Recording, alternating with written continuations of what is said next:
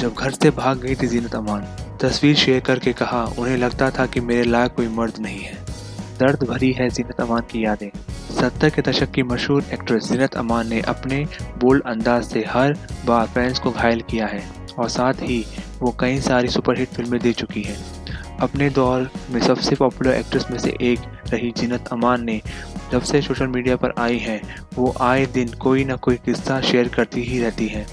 इस बार उन्होंने अपनी यादों के पिटारों में से अपनी माँ के किस्से निकाले हैं, जिससे हर कोई कनेक्ट कर पा रहा है।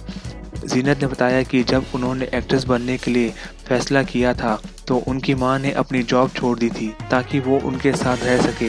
तो आइए जानते हैं कि एक्ट्रेस ने अपनी पोस्ट में क्या कुछ लिखा है। जीनत अमान सोशल मीडिया पर अक्सर पुरानी तस्वीर शेयर करके फैंस को मज़ेदार किस्से सुनाती रहती हैं।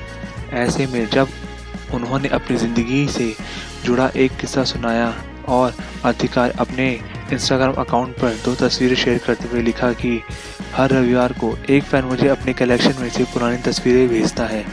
इस रविवार को उसने मुझे मेरी माँ की 2 तस्वीरें भेजी।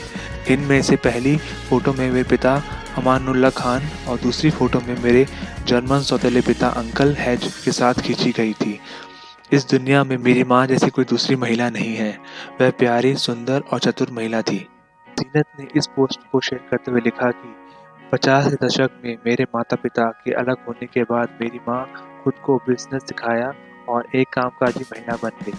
माँ ने मुझे सबसे अच्छे बोर्डिंग स्कूल में भेजा, कभी भी मुझसे मिलने का कोई मौका नहीं छोड़ती थी, जहाँ वो ढेर सारे सामान लेकर पहुँचती थी। जब मैंने अभिनय में अपना करियर बनाने का मन बना लिया तो उन्होंने मेरे मैनेजर बनने के लिए अपना कामकाज छोड़ दिया। उन्होंने मेरे कॉन्ट्रैक्ट संभाले, मेरी कमाई को इन्वेस्ट किया, मेरे लिए टिफ़िन पैक किए, मेरी लाइन बोली, मेरे स्टाइल को इंस्पायर किया, मेरे कॉन्फिडेंस को बढ़ाया और उन्होंने ये सब मुंबई में अपनी सोशल लाइफ को मैनेज करते हुए किया। जीनत ने आगे बताया कि मम्मी को लगता था कि कोई भी मर्द मेरे लायक नहीं है और सिर्फ ये एक चीज़ जिस पर हमारा झगड़ा होता था। फिर भी अगर मैं कभी उदास होती तो नेपिन सी रोड के पास हमारे अपार्टमेंट में मैं उनके बिस्तर पे पहुंच जाती थी और उनके बगल में लेट जाती थी और उनका हाथ पकड़ लेती थी। हमारे बीच कोई बातचीत नहीं होती थी, लेकिन मेरे अंदर का तूफान शांत हो जाता था। मैं सुरक्षित महसूस करने लगती थी।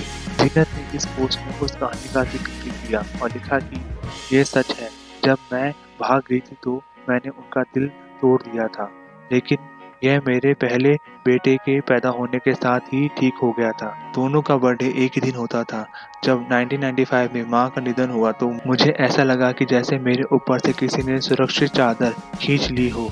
ये तस्वीरें अब मेरे लिए और भी ज़्यादा खास बन गई हैं, क्योंकि मैं केवल अपनी यादों में ही उन सुकून भरी छाँव में लौट सकती हूँ।